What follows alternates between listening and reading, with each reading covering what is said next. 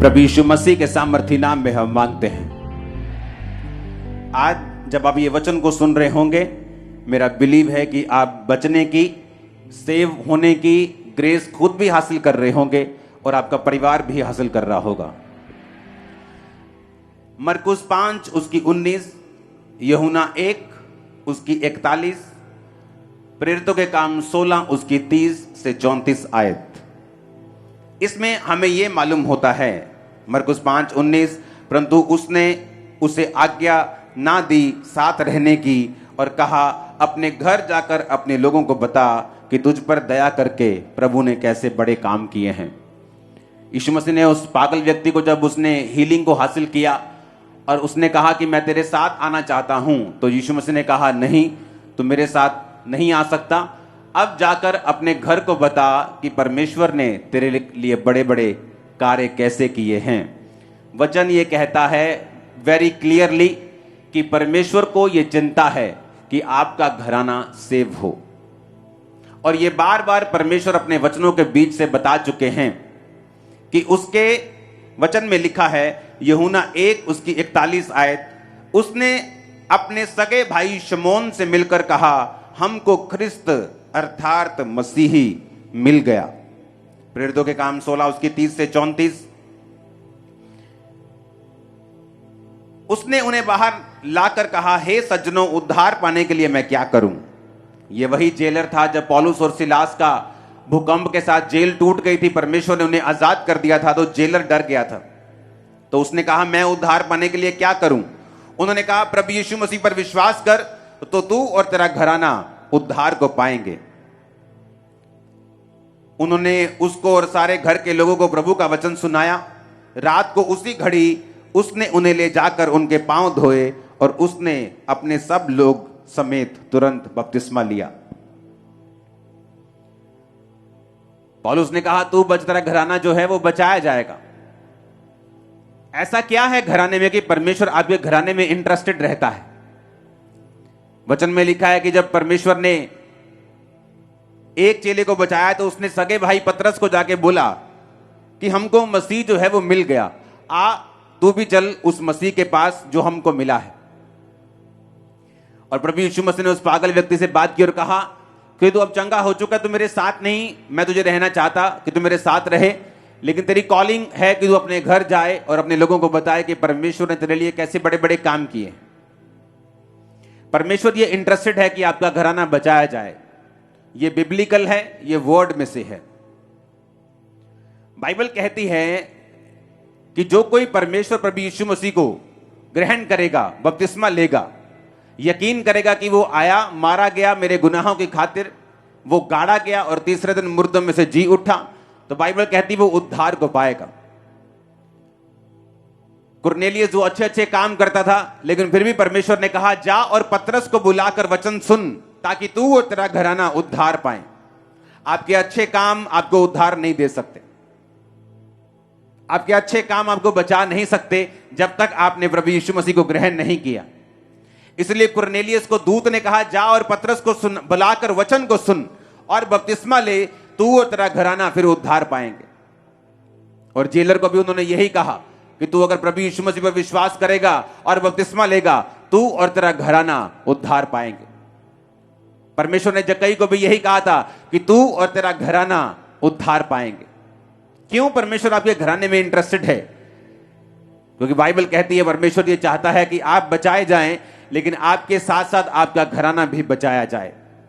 सबसे पहले हम ये जानेंगे कि क्यों साल्वेशन जो है वो जरूरी है। परमेश्वर ने कहा मत्ती 28 उसकी 18 से 20 आयत में, जीसस ने कहा कि स्वर्ग और पृथ्वी का सारा अधिकार मुझे दिया गया है, तुम जाओ और सब जातियों के लोगों को चेला बनाओ, उन्हें पिता पुत्र पवित्र आत्मा के नाम से बपतिस्मा दो, और उन सब बातें जो मैंने तुम्हें आज्ञा दी है मानना सिखाओ, और देखो जगत के अंत तक मैं तुम्हारे साथ। परमेश्वर ने कहा जाओ और लोगों को बचाओ, चेले को कहा जाओ और लोगों को बचाओ, और साथ में मिरेकल्स पावर उन्हें दी हीलिंग करने की, डिलीवरेंस करने की, कि जाओ और लोगों को बताओ कि स्वर्ग का राज्य निकट आ चुका है। क्यों साल्वेशन पर इतना परमेश्वर ने जोर दिया? लोगों को मन फिराने के लिए क्यों बोला? सोच को बदलने के लिए क्यों बोला? क्योंकि बाइबल कहती है आपके अच्छे कर्म, आपको स्वर्ग नहीं लेके जा सकते, क्योंकि स्वर्ग जाने का एकमात्र द्वार है प्रभु यीशु मसीह। जो कोई उस द्वार से नहीं है वो स्वर्ग नहीं जा सकता। यीशु मसीह ने खुद कहा, मार्ग, जीवन और सच्चाई मैं हूं। अब जब हमें साल्वेशन की मतलब समझ आता है कि परमेश्वर ये चाहता है कि हम सेव हों, हम बचें, हम अपने पापों से मन फिराकर तौबा करके स्वर्ग राज्य के वारिस हों, फिर वो ये भी चाहता है कि हमारा घराना भी बचाया जाए। लेकिन क्यों परमेश्वर ये चाहता है कि हमारी साल्वेशन इतनी इंपॉर्टेंट क्यों है, मैं आपको बताना चाहता हूं। नए लोगों के लिए साल्वेशन का इतना मतलब नहीं रहता। वो चर्च में एंट्री करते हैं हीलिंग के लिए, किसी ने बताया कि वहां हीलिंग होती है, डिलीवरेंस होती है, जाओ तुम चंगे हो जाओगे। उनको साल्वेशन से इतना मतलब नहीं होता, क्योंकि उनको पता नहीं होता कि साल्वेशन का मतलब क्या है, उद्धार का मतलब क्या है। मुझे प्रभु यीशु मसीह को ग्रहण करना है, मुझे पवित्र आत्मा पाना है, मुझे बपतिस्मा लेना है। मैंने तो पुराने टाइम में ये लिया हुआ है, मैंने तो फलाने जगह पे ये किया हुआ था, तो मैं बपतिस्मा कैसे ले सकता हूं। लेकिन बाइबल कहती है कि मसीह में सब नई सृष्टि है, पुरानी बातें बीत गई। जब आपका जो मकसद यूनिवर्सिटी जाना है, जब स्कूल टीचर से आपका जितना मर्जी प्यार हो, जब पास आउट हो जाते हैं तो आपको स्कूल छोड़ना पड़ता है। अगर आप पुरानी जिंदगी छोड़ेंगे नहीं, आप उद्धार नहीं पा सकते। अगर आप दो जगह पांव रखेंगे, आप उद्धार नहीं पा सकते। क्यों उद्धार पे परमेश्वर ने इतना जोर दिया, और उसी उद्धार को देने के लिए परमेश्वर ने अपने चेलों को पावर दी कि जाओ और उनके मुर्दों को जिलाओ, जाओ और उनके लंगड़ों को चंगा करो, उनके कोड़ियों को शुद्ध करो, जाओ उनके दुष्ट आत्मा को निकालो। और ये सारी मिरेकलस पावर और साइंस एंड वंडर्स परमेश्वर ने इसलिए दिए ताकि वो ये विश्वास कर सके कि प्रभु यीशु मसीह हमारा उद्धार करता है, और उसे ग्रहण कर सके और परमेश्वर के पीछे चल सके। ये सारी मिरेकलस पावर, ये हीलिंग टेस्टिमनीज, ये डिलीवरेंस टेस्टिमनीज, इनका एक ही मकसद है। वो मकसद है आपको उद्धार की ओर लेके जाना, आपको साल्वेशन की ओर लेके जाना, आपको परमेश्वर के साथ जोड़ना। यही मकसद है परमेश्वर का हीलिंग करने का। इसलिए परमेश्वर ने 38 साल के रोगी को बोला कि फिर से कोई पाप मत करना, ऐसा ना हो इससे भारी मुसीबत तुझ पे आ पड़े। अब 38 साल का रोगी जानता था। आपसे अगर मैं आपसे ये बोलूं कि गंदे काम मत करना दोबारा, तो आपको मालूम है कौन से गंदे काम आप करते हो।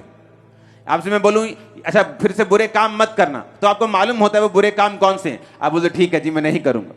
तो उस व्यक्ति को मालूम था कि वो पाप करता है, उद्धार से दूर है। इसलिए प्रभु यीशु मसीह ने जब कहा फिर से पाप मत करना, ऐसा ना हो इससे भारी मुसीबत उस पे आ पड़े, तो वो जानता था कि वो पाप, वो गुनाह कौन से हैं, क्योंकि यीशु मसीह ने उसको हील किया था ताकि वो पाप से अब दूर रहे, सेव रहे, साल्वेशन में और उद्धार में बना रहे। Hallelujah, hallelujah. मेरी चर्च में एंट्री कैसे हुई? हीलिंग के लिए। मुझे मालूम हुआ कि चर्च में हीलिंग होती है। मेंटली अपसेट के अटैक होते थे, डिप्रेशन था, बहुत सारी बीमारियां थी, टूट चुका था, नशों में मरने वाला था, सुसाइड का सब तैयारी कर चुका था। लेकिन चर्च में गया सिर्फ हीलिंग के लिए, कि चर्च में हीलिंग होती, वहां पे मैं छूट जाऊंगा। उद्धार के लिए नहीं गया। कितनी देर जाता रहा? हीलिंग के लिए। बपतिस्मा भी मैंने हीलिंग के लिए लिया था कि जल्दी ठीक हो जाऊंगा। लेकिन जब ये बात समझ आती है कि ये सारा कुछ परमेश्वर इसलिए कर रहा है कि आप उद्धार पाएं। बाइबल कहती है जब आदम ने पाप किया, उद्धार से दूर हुआ। बाय नेचर वो गुनाह आज हर बंदे में है। एक नए जन्मे बच्चे के अंदर भी वो ब्लड से पापी है, बाइबल कहती है, और उसको उद्धार की जरूरत है। और बाइबल कहती है जब हम जीसस क्राइस्ट पे बिलीव करते हैं कि वो हमारे गुनाहों की खातिर उसने अपना लहू को बहाया और वो तीसरे दिन मुर्दों में से जी उठा, कब्र में से निकल गया, विश्वास करते हैं, तो बाइबल कहती है अगर तू विश्वास करेगा तो तू उद्धार को पाएगा। लेकिन क्यों परमेश्वर इतना इंटरेस्टेड है मुझे उद्धार देने के लिए और मेरे परिवार को उद्धार देने के लिए? मैं उद्धार, वो मुझे हीलिंग दे दे, डिलीवरेंस दे दे, लेकिन वो मुझे उद्धार में ही रखना क्यों चाहता है? क्योंकि जिन लोगों को यह बात समझ आई है वो लोग कभी भी उन्होंने नॉर्मल फिर लाइफ नहीं जी है, उन्होंने विक्टोरियस लाइफ जी है। जो आपके ड्रीम लाइफ है, आप बोलते हो फलाना हीरो ड्रीम लाइफ जी रहा है, अगर आप उनके घरों में जाकर देखेंगे तो बदतर हालत है। वो ड्रीम लाइफ नहीं है, वो सिर्फ रियल लाइफ है, रियल लाइफ नहीं है। अगर आप रियल लाइफ में देखना चाहते हो, ड्रीम लाइफ को पूरा होते हुए आपकी लाइफ में बिना डिप्रेस्ड, बिना अटैक, बिना झंझट के आपको जिंदगी अगर आप जीना चाहते हो, विक्टोरियस लाइफ जीना चाहते हो, बिना डर के, बिना घबराहट के जीना चाहते हो, मैं आपको बता रहा हूं, फिर आप ये नहीं कहेंगे कि मैं कौन सा बिजनेस करूं, क्योंकि जिस जगह आप हाथ लगाएंगे वो सोना हो जाएगा। मैं आपको सच कह रहा हूं। अब हमारी प्रॉब्लम ये नहीं है कि हम मतलब कोई नया काम नहीं कर सकते। अब दिक्कत यह है कि काम जो मर्जी करें वो सफल होगा, लेकिन टाइम नहीं, इंटरेस्ट नहीं। वो कोई भी फील्ड हो, मुझे मालूम है अगर मैं उस फील्ड में जाऊंगा मैं कामयाब होऊंगा। रीजन पवित्र आत्मा, रीजन परमेश्वर और उसका उद्धार, जिसके बारे में मैं समझ चुका हूं। अब आपको समझना है कि उद्धार क्यों जरूरी है। पाप से दूर रहना, बपतिस्मा लेना, परमेश्वर में बने रहना, भवन से लगे रहना, भवन में रोपे रहकर उसमें बढ़ते रहना क्यों जरूरी है। उद्धार में बने रहना क्यों जरूरी है। क्यों वचन में लिखा अपने अपने उद्धार के बारे में काम करते रहो, यह क्यों जरूरी है। भजन संहिता 51 उसकी 7 से 13 में लिखा, दाऊद कहता है, जब वो पाप में गिर गया, जूफा से मुझे शुद्ध कर तो मैं पवित्र हो जाऊंगा, मुझे धो तो मैं बर्फ से भी अधिक सफेद बनूंगा। मुझे हर्ष और आनंद की बातें सुना, जिससे जो हड्डियां तूने तोड़ डाली हैं वो मगन हो जाएं। अपना मुख मेरे पापों की ओर से फेर ले, मेरे सारे अधर्म के कामों को मिटा डाल। हे परमेश्वर, मेरे अंदर शुद्ध मन उत्पन्न कर, मेरे भीतर स्थिर आत्मा नए सिरे से उत्पन्न कर। मुझे अपने सामने से निकाल ना दे और अपने पवित्र आत्मा को मुझसे अलग ना कर।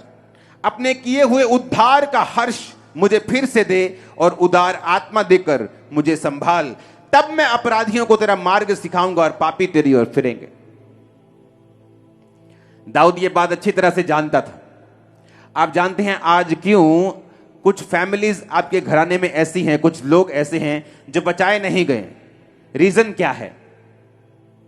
आप जानते हैं, जो लोग अपने विश्वासी घराने के सामने, अविश्वासी घराने के सामने अनसेफ जो बचे नहीं, वो एक यंग लड़का हो सकता है, शराब पीने वाला, व्यभिचार में गिरा हुआ, संसार में खोया हुआ, गानों में खोया हुआ, गलत कामों में खोया हुआ, मौज मस्ती में खोया हुआ। आप जानते हैं क्यों ये बच्चे बचाए नहीं जाते, क्यों फैमिलियों में साल्वेशन नहीं आती? उसका रीजन ये है कि एक विश्वासी ना तो खुद उद्धार की कीमत को समझता है, ना तो उसमें बना रहता है, और तीसरा, ना ही उनकी जिंदगी अपने घर वालों के सामने ऐसी है कि वो उस जिंदगी से प्रभावित हो सके। अगर आप अपनी फैमिली को बचाना चाहते हैं, पहली बात, आपको उनके सामने एक धर्मी जीवन जीना पड़ता है। आपको खुद उद्धार में जीना पड़ता है। अगर आप चाहते हैं आपका बेटा, आपकी बेटी, बाप, मां, भाई, बहन, रिश्तेदार बचाए जाएं, तो आपको लिव राइट, आपको उनके सामने जिंदगी सही तरह से परमेश्वर में बने रह के, पवित्रताई में, पवित्र सामर्थ में, अनॉइंटिंग में, प्रेयर में, फास्टिंग में जुड़े रह के खुदावंद के साथ आपको जीनी पड़ती है, अगर आप चाहते हो वो बचाए जाएं। लेकिन इस पॉइंट से पहले मैं आता हूं उद्धार क्यों इंपॉर्टेंट है, और जिनको उद्धार का समझ आया वो लोगों ने क्या किया इस दुनिया में। यह बात समझ आ गई कि परमेश्वर ने कहा कि अन्य जातियां इसी वस्तु की खोज में रहती हैं। अच्छा घर लेना है, बेटे को कनाडा भेजना है, लड़की की अच्छी शादी करनी है, अच्छे कपड़े डालने हैं, बड़ा घर लेना है, गाड़ी। परमेश्वर ने कहा अन्य जातियां इन्हीं वस्तुओं की खोज में रहती हैं, पर तुम्हारा स्वर्ग पिता जानता है तुम्हें इन वस्तुओं की जरूरत है।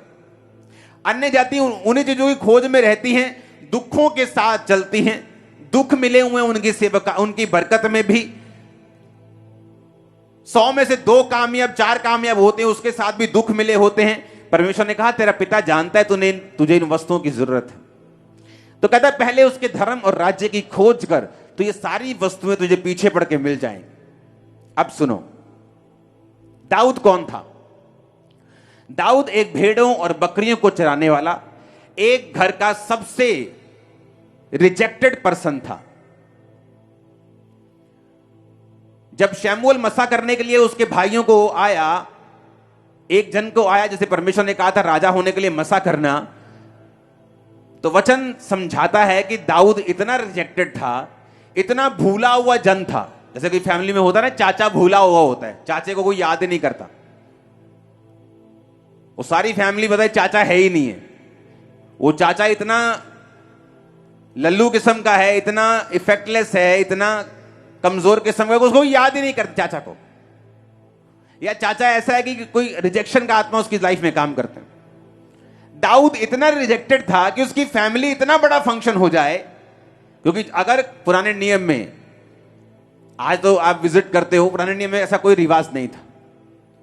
तो अगर नबी किसी के घर गया है, असली वाला नबी, वो आजकल वाला नहीं, असली वाला, तो लोग टांगे कांपती थी। उन्हें मालूम था या तो जीवन लेके आया या मौत लेके आया, या तो सजा का हुक्म लेके आया या एक बड़ी बरकत। तो लोग उनसे डरते थे हमेशा, और लोग पूछते क्या तू मित्र भाव से आया या कैसे आया, तो लोग घबरा जाते थे उनको देख के कि क्यों आया, कि परमेश्वर का नबी है, कोई मैसेज लेके आया तो पता नहीं क्या होने वाला है हमारे साथ। तो जब उनके घर में इतना बड़ा फंक्शन हुआ कि शमूएल नबी, उस जमाने का ऐसा नबी कि जिसकी बात धरती पे नहीं गिरती थी, वो आया, तो लोग दाऊद को भूल गए। इसका मतलब इतना भूला हुआ जन था। लेकिन वचन कहता है दाऊद भेड़ बकरियों को चराने के समय भी अपने उद्धार में बना रहा, और जब वो भेड़ बकरियों को चराता था तब भी वो पाप में नहीं गिरा और अपने उद्धार में वो बना रहा। होता क्या है जब आप उद्धार में बने रहते हैं? इसलिए परमेश्वर ने कहा जो सर्वशक्तिमान परम प्रधान के छाए हुए स्थान में बैठा रहे, वो सर्वशक्तिमान की छाया में ठिकाना पाएगा। छाए हुए स्थान में बैठे रहने का मतलब है अपनी साल्वेशन में बने रहना, अपने उद्धार में बने रहना। यशब का मतलब है बैठे रहने का मतलब है कि जो कुर्सी परमेश्वर ने तुम्हें दी है एक विश्वासी की, कि तुम एक विश्वासी हो चुके हो, अब तुम्हारी घर में कोई ऐसा फंक्शन है जहां पर परमेश्वर की आराधना नहीं की जाएगी, बल्कि परमेश्वर को दूर रखा जाएगा। अगर तुम विश्वासी हो तो अपनी कुर्सी छोड़कर तुम उस फंक्शन को अटेंड करने के लिए नहीं जाओगे। तुम ऐसी जगहों पे नहीं जाओगे जो वहां परमेश्वर की आराधना नहीं होती। तुम वहां पर नहीं जाओगे चाहे घूमने के लिए भी हो। क्यों? क्योंकि तुम परम प्रधान के छाए हुए स्थान में भी बैठे रहना चाहते हो, उद्धार में ही बने रहना चाहते हो। जिसको समझ आई कि उद्धार जरूरी क्यों है, वो इन बातों को पूरा करता है। अब होता क्या है, जब दाऊद अपने उद्धार में बना रहा तो क्या हुआ? उद्धार में बने रहने के कारण, क्योंकि जब उद्धार में आप चलते हैं, हो सकता है आपकी लाइफ में कोई बदलाव ना आए। पहले 2 साल, 4 साल, 5 साल आप वही जॉब करते रहें, आप वही काम करते रहें, वही पैसे में चलते रहें, वही नॉर्मल लाइफ बिताते रहें। लेकिन बाइबल ये कहती है जो अपने घर चट्टान पर बनाते हैं, चट्टान पर घर बनने में समय तो लग सकता है, लेकिन जब घर बनके तैयार हो जाएगा लोग वाह वाह बोलने जरूर आएंगे। अब जब दाऊद का आत्मिक घर बन रहा था और वो उद्धार में बना हुआ है, तो बाइबल कहती है समय आता जब परमेश्वर आपको पे चेक देता है, आपको तनख्वाह देता है। कुछ कंपनी आपको 1 साल बाद तनख्वाह देती है, एनुअल इनकम देती है। तो दाऊद की कई बार परमेश्वर जो इनकम देता है ना उद्धार में बने रहने की, वो कई बार लेट आती है, इकट्ठी आती है। पर जब इकट्ठी आती है तो मजा भी बड़ा आता है कि लाखों रुपए आ गया एकदम से, कहां तो हजार आना था। तो दाऊद को इकट्ठी मिलती है पे चेक। क्या? शमूएल आके उसको मसा कर जाता है। अब वो फिर उद्धार में बना हुआ है। अभी सिर्फ मसा किया उसको, हुआ कुछ नहीं। जब मसा किया फिर उद्धार में बना रहा, परमेश्वर के साथ जुड़ा रहा। एक दिन क्या होता है, उल्टा शाऊल उसके मगर लग जाता है, मारने की कोशिश करता है, भागना पड़ता है, लेकिन उद्धार से बाहर नहीं आया। तो क्या हुआ? राजा बन गया, सिर्फ यहूदा के गोत्र का। फिर बना रहा इजराइल के पूरे 12 गोत्रों का। उद्धार में बना रहा, 66 लड़ाइयां लड़ी, 66 जीती। इकोनॉमी डाउन होने के बजाय अब चली गई। आज एक यूक्रेन की लड़ाई हो रही है रशिया के साथ।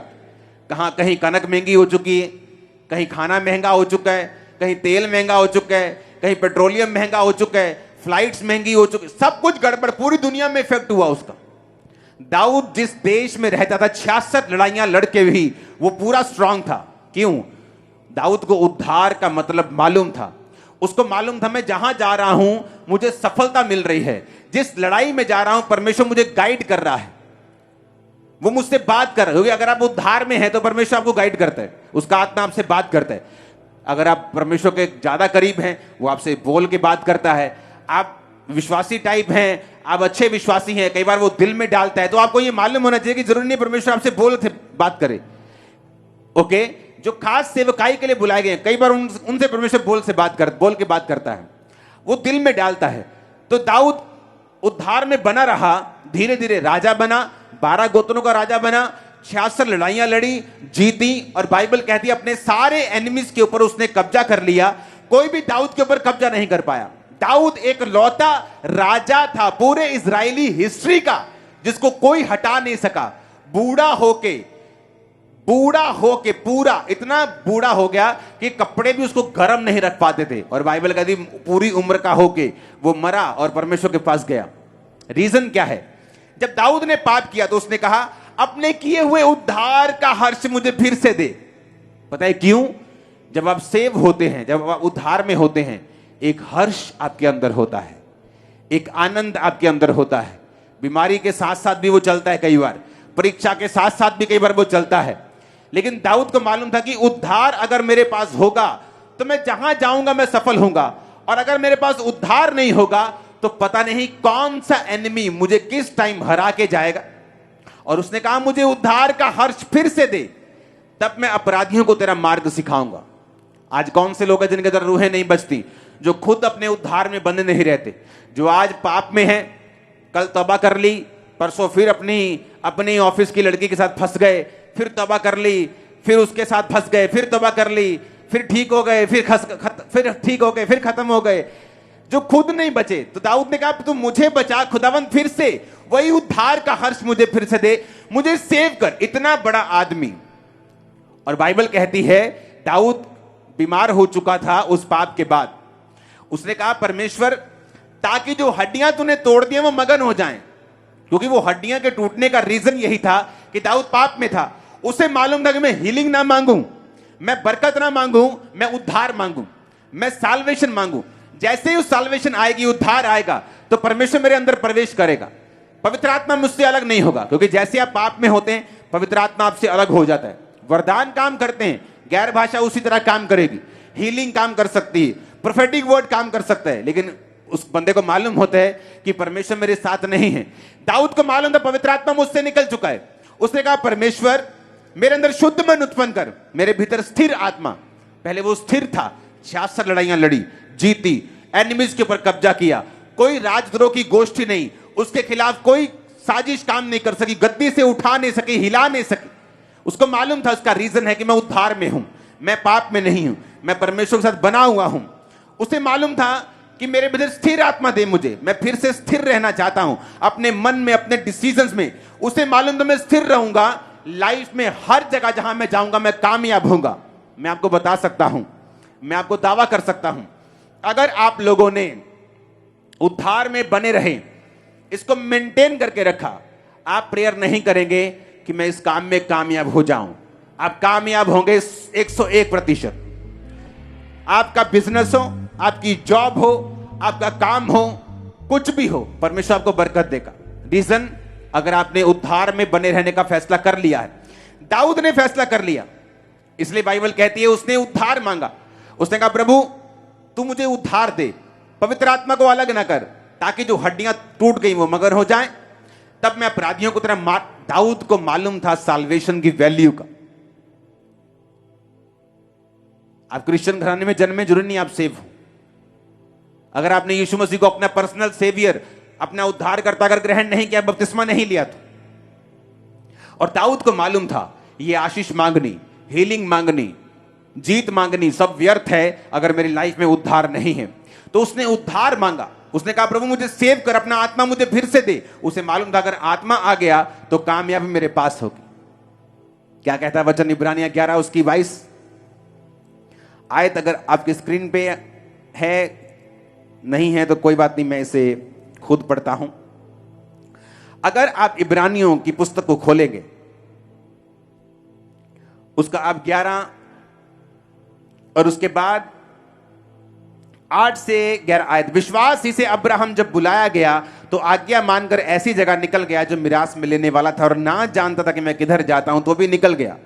विश्वास ही से उसने प्रतिज्ञा किए हुए देश में, पराये देश में परदेशी के समान रहकर इसहाक याकूब समेत जो उसके साथ प्रतिज्ञा के वारिस से तंबुओं में वास किया, क्योंकि वह उस स्थिर नींव वाले नगर की बाट जोता था जिसका रचने वाला और बनाने वाला परमेश्वर है। कौन से स्थिर नींव वाला नगर? हेवनली यरूशलेम। बाइबल कहती है वो यरूशलेम की बाट जोता था, वो स्वर्ग जाने की तैयारी कर रहा था। आप जानते हैं जिस दिन स्वर्गदूत ने कहा अब्राहम तेरे बेटा होगा, स्वर्गदूत ने कहा मैं जो 100 साल का होने वाला हूं क्या पुत्र उत्पन्न करूंगा? मेरी पत्नी जो बूढ़ी हो चुकी है 90 साल की, क्या वो संतान पैदा करेगी? इश्माइल तेरी दृष्टि में खुदाबंद बना रहे यही बहुत है। इश्माइल जो 86 साल की उम्र में उसके हुआ था, उसने कहा वही बहुत है। अब्राहम को यह बिलीव हो चुका था कि अब उसके संतान नहीं होगी। इतने सालों के बाद भी खुदा ने बोला था कि जा और तेरा वंश बालू के समान होगा, रेत के किणकों के समान। उसके वायदे पूरे नहीं हो रहे थे, तब भी बाइबल कहती है उसका ध्यान स्वर्गीय यरूशलेम की ओर था।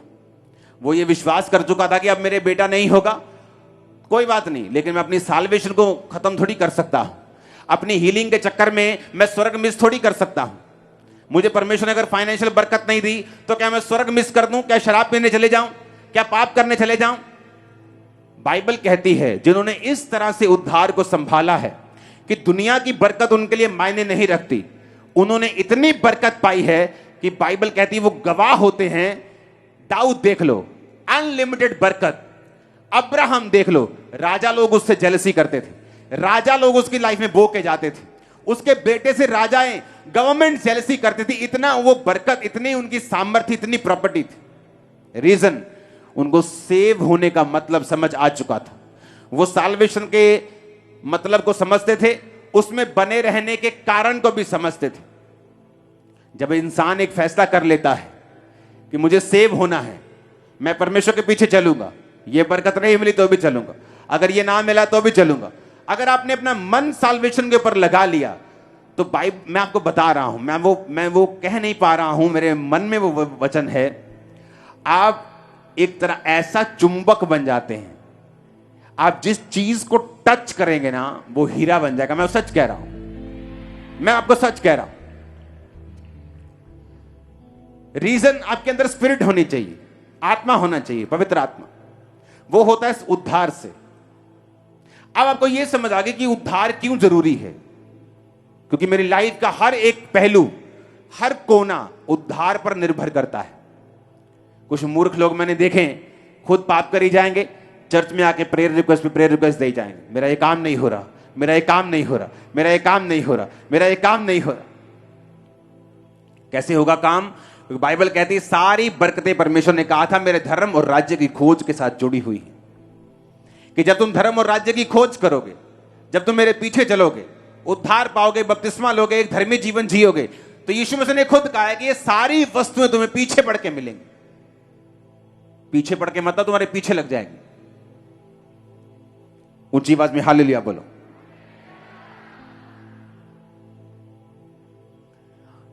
दाऊद और अब्राहम अपनी साल्वेशन और अपनी आत्मिक जिंदगी के लिए इतने कंसर्न थे, इतने चिंतित थे कि दाऊद जब बीमार था उसे हीलिंग की परवाह नहीं थी। उसे यही था कि जो गलती हो गई, मैं उद्धार से दूर हो गया हूं, मैं वापस आ जाऊं। अब्राहम को अपनी चंगाई की परवाह नहीं थी कि अगर बेटा नहीं हुआ तो वायदे कहां गए, लोग क्या कहेंगे, जिस घराने से मैं निकला हूं अन्य जातियों से वो क्या कहेंगे कि खुदा ने वायदा पूरा नहीं किया। उसे कोई परवाह नहीं थी, लोग क्या कहेंगे, हीलिंग होगी कि नहीं, बच्चा होगा कि नहीं। कहता मैं स्वर्गीय यरूशलेम की बाट जोता हूं।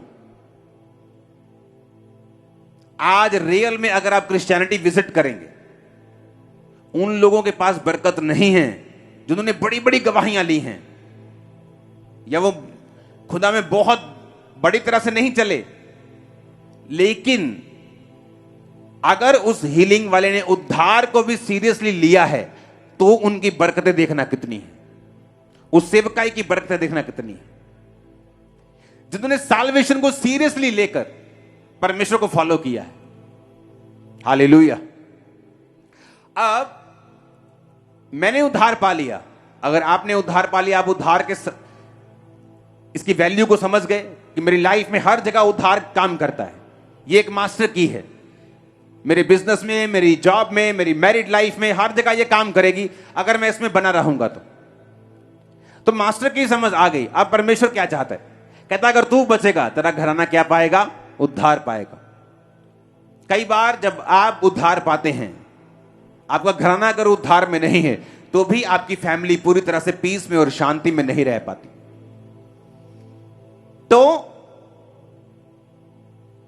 सबसे पहले मुझे यह समझ आ गया कि मैं उद्धार क्यों पाऊं। अब यह समझ आ गया कि परमेश्वर ने कहा था कि तेरा परिवार जरूरी है, इसलिए उसने कहा अपने घर जाकर लोगों को बता। इसलिए पतरस का भाई जब पतरस जाके कहता कि हमें ख्रिस्त मिल गया, जेलर कहता मैं आप उद्धार पाने के लिए क्या करूं? बपतिस्मा ले तेरा तू और तेरा घराना उद्धार पाएंगे। जक्कई को बोला तू और तेरा घराना, घराने में परमेश्वर इंटरेस्टेड है, क्योंकि आपकी बरकत, आपकी शांति आपके घराने, आपकी फैमिली के साथ जुड़ी हुई है। आपका दोस्त आपसे बदतमीजी करे, आप उसे चेंज कर सकते हो, फैमिली चेंज नहीं कर सकते। उसी घर में सोना है जाके, पति चेंज नहीं कर, पत्नी चेंज नहीं कर सकते, बच्चे चेंज नहीं कर सकते, माता पिता चेंज नहीं कर सकते, भाई बहन चेंज नहीं कर। तो परमेश्वर इंटरेस्टेड है आपकी फैमिली भी बचाई जाए।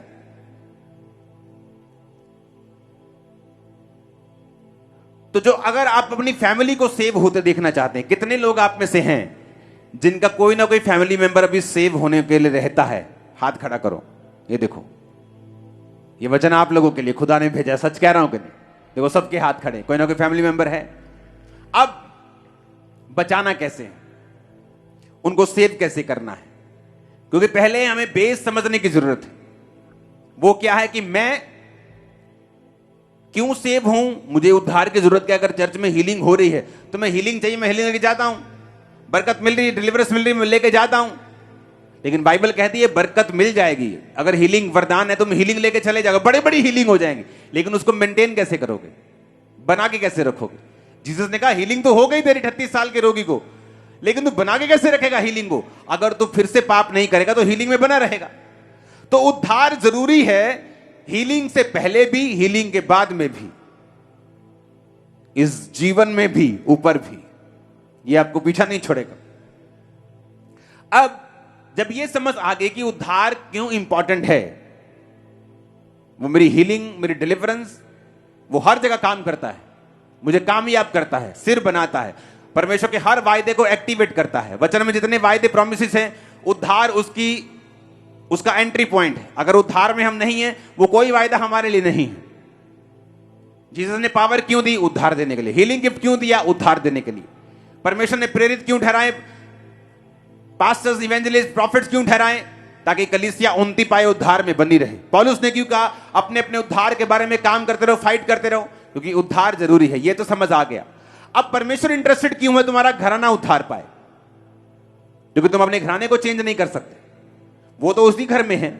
मां को चेंज नहीं कर, दोस्त को चेंज कर दोगे, मां को चेंज नहीं कर सकते, बाप को चेंज नहीं कर सकते। उसी घर में जाके सोना है। अगर तुम अच्छी तरह से नहीं चलोगे, कच्चा पक्का चलोगे, गुनगुना चलोगे, गर्म नहीं होगे, तो उसी फैमिली में लोग होंगे जो बचाए नहीं गए होंगे। तुम्हारा आनंद जो है वो पूरा नहीं होगा, कंप्लीट नहीं होगा, तुम्हारा जॉय अधूरा रहेगा। तो बचाऊं कैसे फैमिली को? क्योंकि बहुत से लोग उद्धार पाने के बाद ऐसी गलतियां करते हैं कि वो खुद तो बच जाते हैं, लेकिन फैमिली बच नहीं पाती। क्योंकि फैमिली को बचाने के लिए आपको कुछ ऐसे पॉइंट्स नोटिस करने पड़ेंगे जो आपकी फैमिली को सेव होने में आपकी मदद करें। और मेरी बात पे यकीन रखना, जब आपकी फैमिली पूरी सेव होती है, आपका घर का माहौल स्वर्ग के जैसा होता। मैं आपको सच कह रहा हूं। हालेलुया। आप एक ग्रोथ के बारे में बातें करते हैं, बढ़ने के बारे में बात करते हैं, इंप्रूवमेंट के बारे में बात करते हैं, आगे बढ़ने के बारे में बात करते हैं। जब आपकी पूरी फैमिली सेव होती है तो गलती कैसे करते हैं? जब मैं मसीह में आया 2004 में, तो देखो गलती कहां भी होती है। तो एक व्यक्ति ने मेरी मदर से बात की कि आपको एक विडो है, उनको आपको राशन आप दे सकते हैं महीने में। तो एक तरह की जैसे किसी पे जबरदस्ती थोपना होता है, तो वो थोप दिया उस पे। तो मुझे हर महीने बोलते थे कि अपनी मम्मी से बोलना कि इतने पैसे इतने महीने की इतनी तारीख में वो दे दिया करें। तो मेरी मम्मी तो 3 महीने में ही, जब मैंने बपतिस्मा लिया, तो वो बैक स्लाइड हो गई थी। घर में लड़ाई, पापा लड़ रहे हैं, बिजनेस बिजनेस बिजनेस। तो जब एक बंदा सेव ही नहीं है तो उससे पैसे क्या करने हमने? लेकिन कई बार जब अगुवाई करने वाला लालची होता है तो तब भी प्रजा मुश्किल में होती।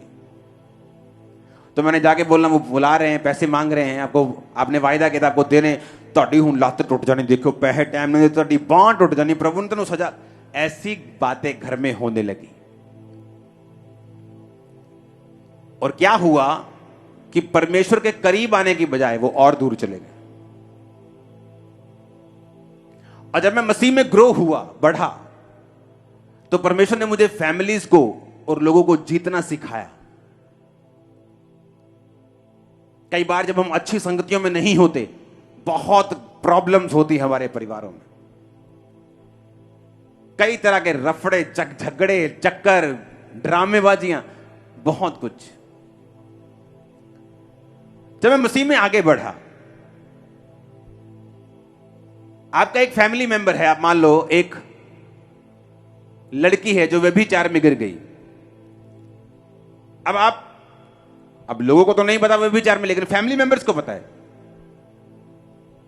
एक यंग लड़का व्यभिचार में, लोगों को नहीं मालूम, चर्च के बिलीवर्स, लेकिन आपको पता है, आप फैमिली मेंबर हैं। जब आप प्रेयर में जाते हैं, आपको स्पिरिट को डांटना है। उसके पीछे की स्पिरिट जो है, व्यभिचार की, चोरी की, डिस्ट्रैक्शन की, जब आप उस स्पिरिट को डांटते हैं प्रेयर में, तो परमेश्वर उन व्यक्तियों को आजाद करता है। यीशु मसीह के पास लाए एक गूंगे को। अब अगर उसकी स्कैनिंग कराने जाएंगे, एमआरआई का टेस्ट कराएंगे, तो कोई ना कोई प्रॉब्लम तो निकलती। अगर उस समय पे होती कि गले का वोकल कोड खराब है, फलानी चीज खराब, लेकिन पीछे कौन था? दुष्ट आत्मा।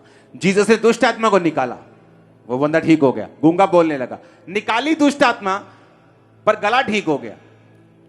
जब आप एक अनसेव्ड व्यक्ति को अपने परिवार में देख रहे हैं, आपका बेटा है, बेटी है, मां है, बाप है, नशे में, उस स्पिरिट को देखो, कौन सी स्पिरिट इसकी लाइफ में काम कर रही। और जब आप प्रेयर में बैठेंगे, उस स्पिरिट पर हमला करो। आप क्या करते हो? आप देखते हो कि आपका बेटा नशा करके, आप रोते हो, हाय तू नशा करके आया, आप रोते हो। प्रभु बोले, प्रभु कुछ कर, प्रभु कुछ कर, मेरे बेटे कुछ। एक पास्टर प्रेयर कर रहा था और खुदा ने बात करनी शुरू कर दी, और एक बंदर आ गया बीच में, और बंदर की स्पिरिट डिस्टर्ब करने लगी, करने लगी। उसको यीशु की आवाज सुननी बंद हो गई। वो गुस्सा करने लगा अंदर से कि जीसस क्राइस्ट, आप मुझसे बात कर रहे हैं, दुष्ट आत्मा तंग कर रही, आप डांटते क्यों नहीं दुष्ट आत्मा को? भगाओ इससे। जब यीशु ने कुछ नहीं किया, तो गुस्से में आके बोला, ए दुष्ट आत्मा भाग जा। वो दुष्ट आत्मा चली गई। जीसस से बात हुई, उसने कहा, जीसस आपने दूर क्यों नहीं किया? जीसस ने कहा, तुझे दूर करना है, मुझे नहीं। पावर तुझे दी गई है। देखो, मैं सांपों और बिच्छुओं को रौंदने का और शत्रुओं की सारी सामर्थ पर किसे अधिकार देता हूं? खंबरे के बाहर आवाज जानी चाहिए, बोले मुझे। किसको अधिकार दिया है? पिछले थर्सडे मैंने बताया था, डिजर्नमेंट, परख का आत्मा। आप जब बैठेंगे, आपको मालूम होता है इस लड़की के अंदर डर का आत्मा है, इसके अंदर कंफ्यूजन का आत्मा है, इसके अंदर कमजोरी का आत्मा है। बिना चीज कमजोरी, यानी कि काम बहुत कर लिया, कमजोरी, दुष्ट आत्मा है उस कमजोरी का। डिस्ट्रैक्शन, नशा, व्यभिचार, दुष्ट आत्मा है।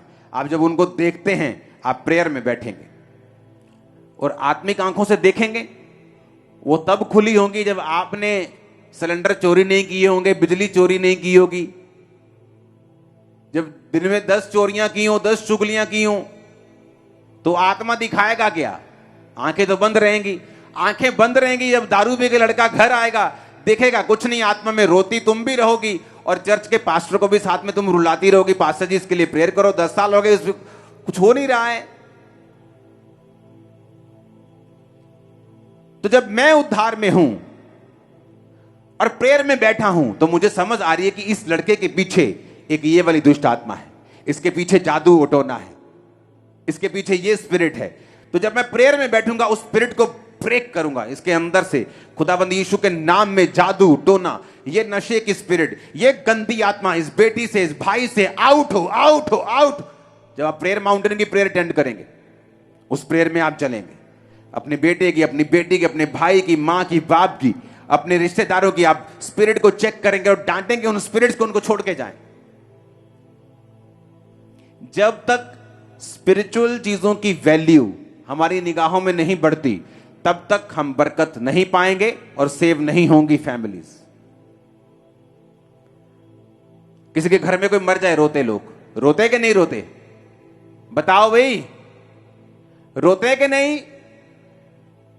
लेकिन किसी के घर में कोई आत्मिक मौत हो जाए तो लोग रोते नहीं। क्या आत्मिक मौत ज्यादा रोने योग्य है कि शारीरिक मौत? शरीर में मरे तो ऊपर स्वर्ग, आत्मा में मरे तो नीचे भी नरक और ऊपर भी नरक। तो कौन सी मौत ज्यादा रोने योग्य है? आत्मा की। क्या तुम रोए कभी? क्या कभी रो के प्रेयर की अपने बेटे के लिए जो बचा नहीं, अपने परिवार के लिए? क्योंकि हमने तैयारी नहीं की उनके बचने की।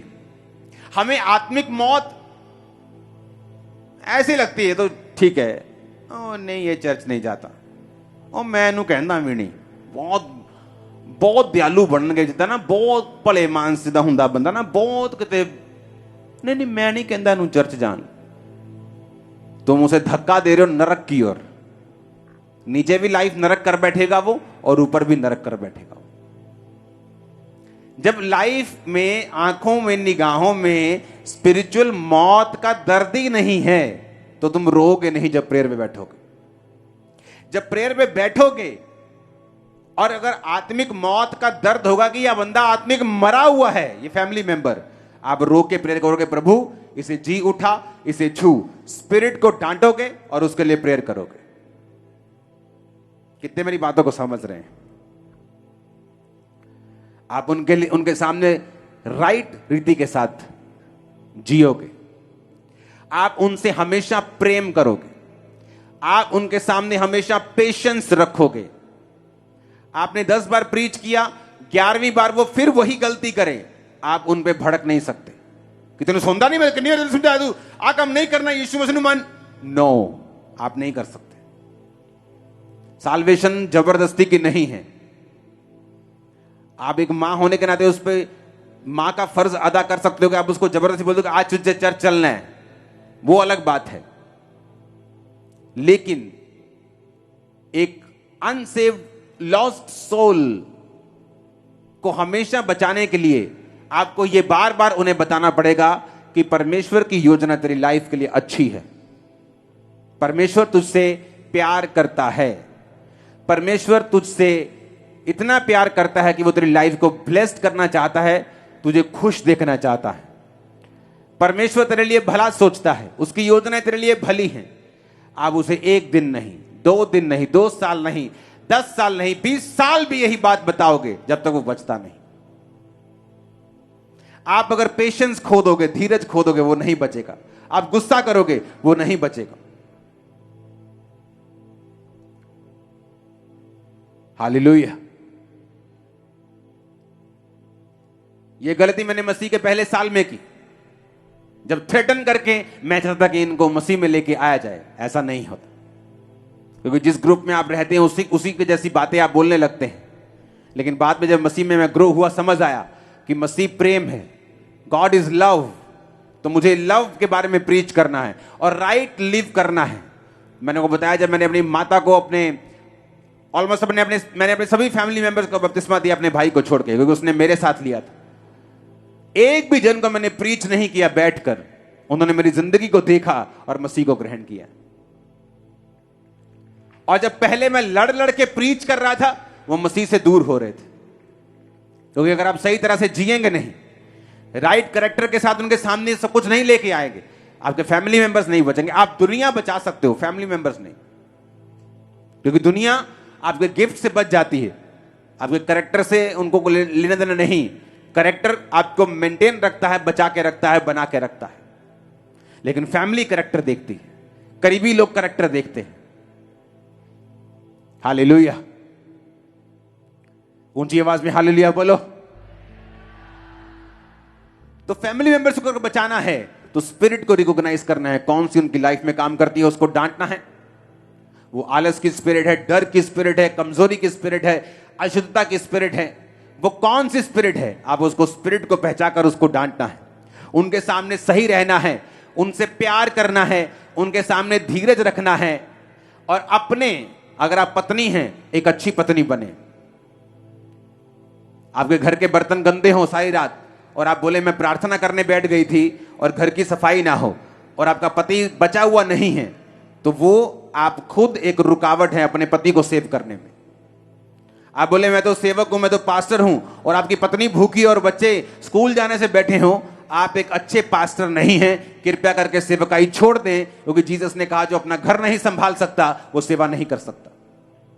अगर आप कैरेक्टर में नहीं हैं, सुनो, लोग बोलते हैं अच्छा बिजनेस में फेल हो गए, चलो पादरी बन जाओ। अगर तुम बिजनेस में फेल हो गए, तुम चर्च में भी फेल हो। तुम्हें पहले कोई चेला ताश नहीं खेल रहा था जब जीसस ने बुलाया, कोई नाव पर जाल धो रहा था, सब काम कर रहे थे। कोई चाहे बड़े लेवल का काम कर रहा था, कोई छोटे लेवल का काम कर रहा, लेकिन सब काम कर रहे थे, कोई वेला नहीं था। अपने आप को वेले रहने से बचाओ, अपना एक नमूना बनाओ, अपनी फैमिली में एक नमूना पेश करो, अपने आप को एक कांटेक्ट पॉइंट की तरह रखो कि जीसस का आप कांटेक्ट पॉइंट है, जिसके जरिए से परमेश्वर ने साल्वेशन देनी है। अगर उसको आप करप्ट करेंगे, खराब करेंगे, तो आप यीशु मसीह की योजना के ऊपर एक रुकावट डालेंगे। कितने इन बातों को समझ रहे हैं? उद्धार क्यों जरूरी है समझ गए, क्यों लेना है समझ गए, यीशु मसीह ने पावर क्यों दी, हीलिंग क्यों दी समझ गए, खुद उद्धार लेना है क्यों ये समझ गए, परिवार क्यों देना है ये समझ गए। अगला पाठ हम संडे को सुनेंगे।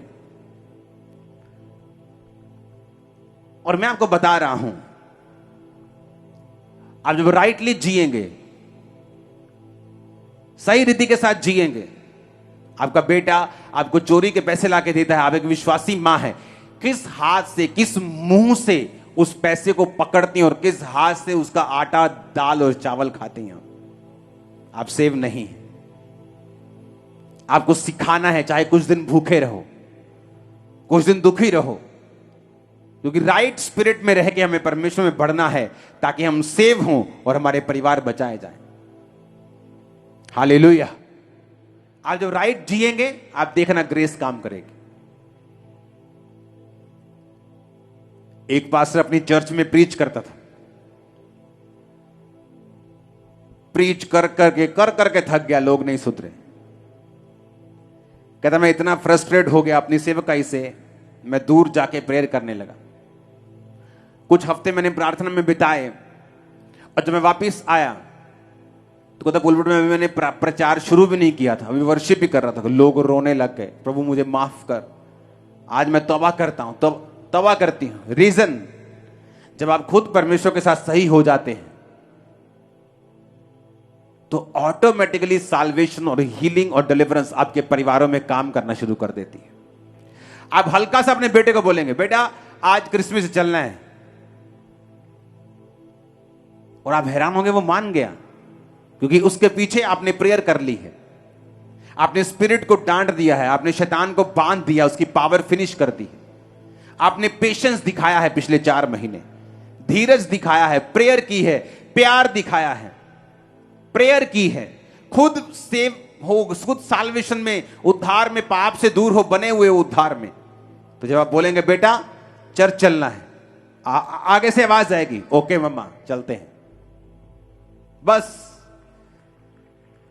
पहले वो क्रिसमस आना शुरू करेगा, क्रिसमस, ईस्टर, फिर बड़ी बड़ी मीटिंग, फिर हर संडे आपको छोड़ने के लिए, उसके बाद हर संडे खुद आपसे भी आगे बैठा होगा। ये मैंने देखा है, ये मैंने देखा है।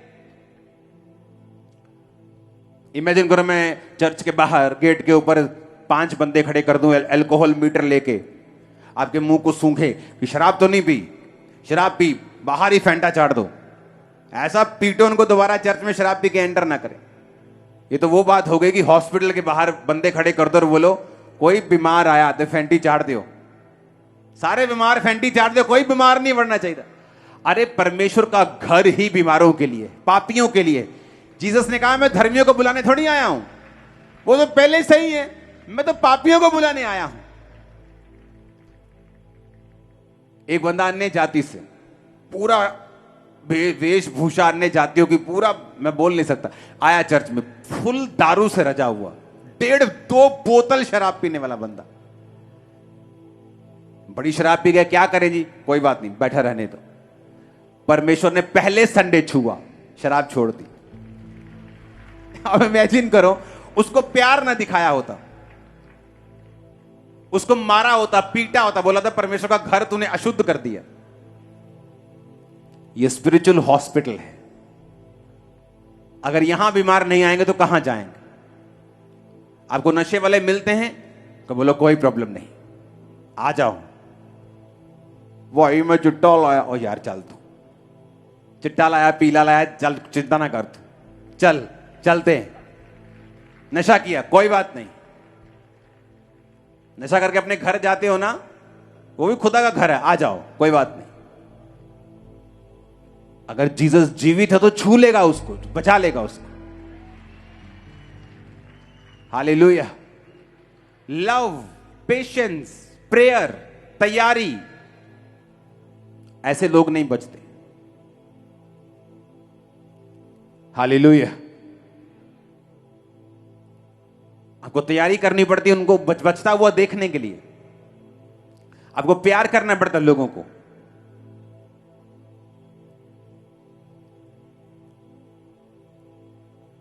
दुनिया की सबसे बड़ी चर्च जहां जिस सेवक के द्वारा बचाई गई, उसको बचाने वाली एक विश्वासी औरत थी। उसको टीबी हो चुकी थी बंदे को, उसका दादा और पापा सेम बीमारी से मर गए थे। तब 1950 में जब टीबी होती थी तो वो कैंसर की तरह थी, तब लोग मर जाते थे, बीमारी का इलाज नहीं था। तो जब उसको टीबी हुई, वो मरने वाला था, ब्लड मुंह से आना शुरू हो गया, तो एक लड़की आकर उसको बोल रही बाइबल पढ़ना। कहता नहीं मैं बौद्ध धर्म से हूं, हम बाइबल नहीं पढ़ते। उसने कहा प्रभु यीशु तुम्हें चंगा करेगा, यीशु धर्म बदलने नहीं आया, जीवन बदलने आया, आप बाइबल पढ़ो। उसने कहा नहीं नहीं मैं नहीं ले सकता। वो रोने लगी लड़की, प्रेयर करने लगी रो के, प्रभु इसके दिल को छू। उसने कहा ठीक है तू रो मत। कई बार इतनी सी जबरदस्ती करनी पड़ती है आपको कि चला चर्च में चलते हैं, प्यार के साथ, गुस्से के साथ नहीं, लव के साथ, पैशन के साथ। बाइबल कहती है जीसस क्राइस्ट जब लोगों को देते थे तो तरस से भरते थे। वो उस तरस आपके अंदर होना चाहिए, वो पैशन होना चाहिए, वो जेलसी खुदा के लिए होनी चाहिए। उसने बाइबल ली, कहता ठीक है, कहता मैंने बाइबल इसलिए नहीं मैं पढ़ूंगा, इसलिए कि रोना बंद कर दे, चली जाए। कहता जब वो चली गई, मैंने अचानक बाइबल खोल ली, पढ़ने लगा, तो जब हीलिंग स्क्रिप्चर्स पढ़ने लगा, हीलिंग पद पढ़ने लगा, चंगाई वाले लाइनें पढ़ने लगा, तो जीसस ने उसे छूना शुरू कर दिया और हीलिंग देनी शुरू कर दी। और वहां से पैदा हुई दुनिया की सबसे बड़ी चर्च साउथ कोरिया। आज वो सेवक खुदा के पास है, पूरे बुढ़ापे में होकर खुदा के पास चला गया।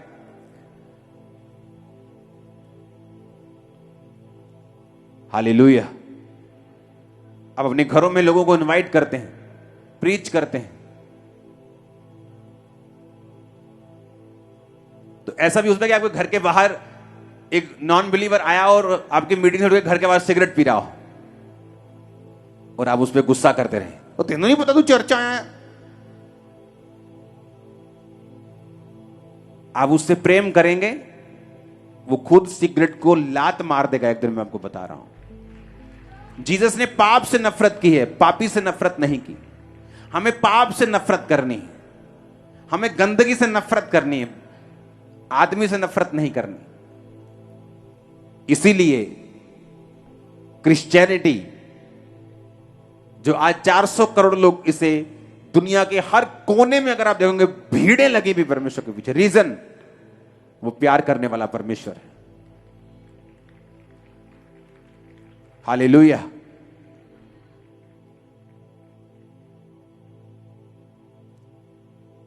जो नया व्यक्ति आपके पास आया, अगर वो घर के बाहर जाकर वो चैनी खैनी लगा रहा है तो उसे डांटो मत, डोंट वरी। एक दिन वही होगा जो प्रीच करने वाला भी हो सकता है। जिस दिन मैं चर्च देखने के लिए गया था 16 अगस्त 2004 रात को 8 बजे, उस टाइम मैंने नशा किया हुआ था।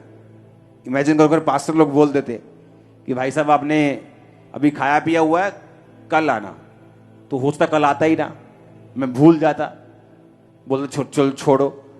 सालों बाद फिर ये योजना टल जाती है, मर जाता। लेकिन जब आप प्रेम करते हैं, प्यार करते हो, क्योंकि हॉस्पिटल्स तभी चाहिए जब आप बीमार हैं। जब चंगे हो गए फिर क्या सिर पे मारना है हॉस्पिटल तुम्हारा? कौन जाता है डॉक्टर के पास जब वो चंगा भला हो?